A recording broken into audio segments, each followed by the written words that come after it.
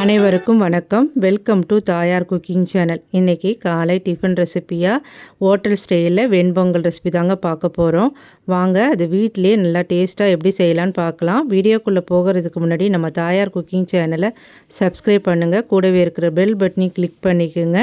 ஒரு லைக் கொடுங்க. இப்போ வாங்க வீடியோக்குள்ளே போகலாம். வெண்பொங்கல் செய்கிறதுக்கு 1 கப் அளவு பச்சரிசி எடுத்து வச்சுருக்கேன். இது 150 கிராமு. 1 கப்பு பாசிப்பருப்பு எடுத்து வச்சுருக்கேன். இதுவும் 150 கிராமு. ரெண்டும் சம அளவு எடுத்துக்குங்க. அப்போ தான் உங்களுக்கு பொங்கல் நல்லா டேஸ்ட்டாக கிடைக்கும். ஹோட்டலில் கல்யாண வீட்டில் சாப்பிட்ற டேஸ்ட்டு கிடைக்கும். இப்போ இதை ஒரு பாத்திரத்தில் சேர்த்து நம்ம தண்ணி ஊற்றி நல்லா கழுவிக்கலாம்.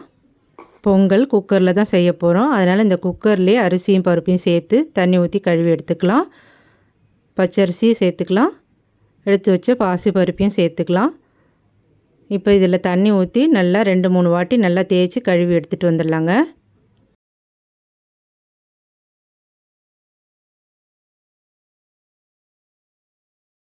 இப்போ அரிசியும் பாசிப்பருப்பையும் நல்லா கழுவிட்டு தண்ணி ஃபுல்லாக வடிகட்டிட்டு தண்ணி இல்லாமல் எடுத்து வச்சுருக்கேன்.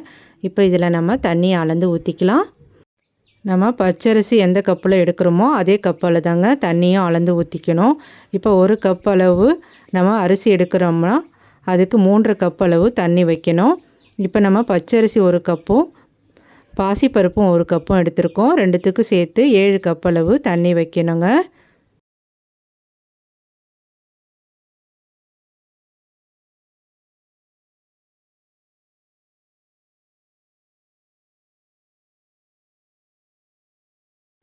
இப்போ நம்ம மொத்தமாக 7 கப்பு தண்ணி ஊற்றிருக்கோங்க. இப்போ உங்களுக்கு தேவையான உப்பு சேர்த்துக்கலாம். 1 ஸ்பூன் உப்பு சேர்த்துக்கிறேன். 1 சிட்டிகை மஞ்சத்தூள் சேர்த்துக்குங்க. கொஞ்சம் எல்லோ கலரில் இருந்தால் நல்லாயிருக்கும் பொங்கல் பார்க்குறதுக்கு. 1 ஸ்பூன் நெய் சேர்த்துக்குங்க. நெய் சேர்த்து வேக வைக்கும்போது பொங்கல் நல்லா இன்னும் வாசமாக இருக்கும். இப்போ சேர்த்த உப்பு நெய் எல்லாத்தையும் ஒரு வாட்டி கலந்து விடுங்க அரிசியோட. இப்போ கலந்ததுக்கப்புறம் குக்கரை மூடி போட்டு அது மேலே வெயிட் வச்சு 4லேருந்து 5 விசில் விடுங்க.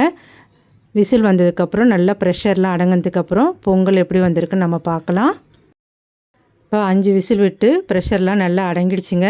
இப்போ நம்ம ஓப்பன் பண்ணி பொங்கல் எப்படி வந்திருக்குன்னு பார்க்கலாம். பாருங்கள், பொங்கல் நல்லா கரெக்டான பக்குவத்தில் நல்லா வெந்து அருமையாக வந்திருக்கு. கரண்டி வச்சு அப்படியே கலந்து விட்டுக்கலாம். இப்போ கலந்து விட்டதுக்கப்புறம் இது அப்படியே இருக்கட்டும். பொங்கலுக்கு நம்ம தாளித்து எடுத்துக்கலாம். அடுப்பு பற்ற வச்சு ஒரு கடாயை வச்சுக்கோங்க. கடாயில் 3 ஸ்பூன் எண்ணெய் ஊற்றிக்குங்க. 2 டேபிள் ஸ்பூன் நெய் சேர்த்துக்குங்க. எண்ணெயும் நெய்யும் சூடாகட்டும். 1 ஸ்பூன் மிளகு சேர்த்துக்குங்க. மிளகு நல்லா பொரிஞ்சு வரட்டும். 1 ஸ்பூன் ஜீரகம் சேர்த்துக்குங்க. பொடியாக நறுக்குன இஞ்சி 1 ஸ்பூன் சேர்த்துக்குங்க. முந்திரி பருப்பு உங்கள் விருப்பத்துக்கு தகுந்த மாதிரி சேர்த்துக்குங்க.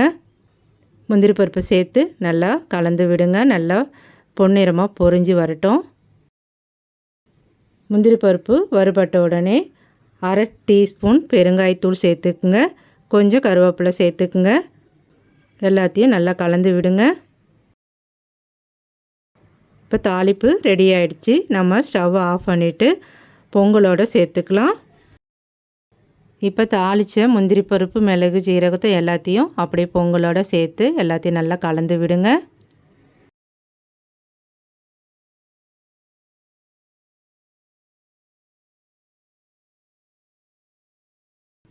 அவ்வளோதாங்க, சூப்பரான வெண்பொங்கல் ரெடி ஆகிடுச்சு. இதுக்கு சைடிஷாக தேங்காய் சட்னி, சாம்பார், கத்திரிக்காய் கொச்சு எது கூட வேணாலும் வச்சு சாப்பிடலாம். நல்லா அருமையாக இருக்கும். நல்லா அருமையான வெண்பொங்கல் ரெசிப்பியை நீங்களும் மிஸ் பண்ணாமல் செஞ்சு பாருங்கள். இந்த ரெசிபி பிடிச்சிருந்தால் நம்ம தாயார் குக்கிங் சேனலை சப்ஸ்கிரைப் பண்ணுங்கள். கூடவே இருக்கிற பெல் பட்டனை கிளிக் பண்ணிக்கோங்க. ஒரு லைக் கொடுங்க. ஃப்ரெண்ட்ஸ் அண்ட் ஃபேமிலிக்கு ஷேர் பண்ணுங்கள். நன்றி, வணக்கம்.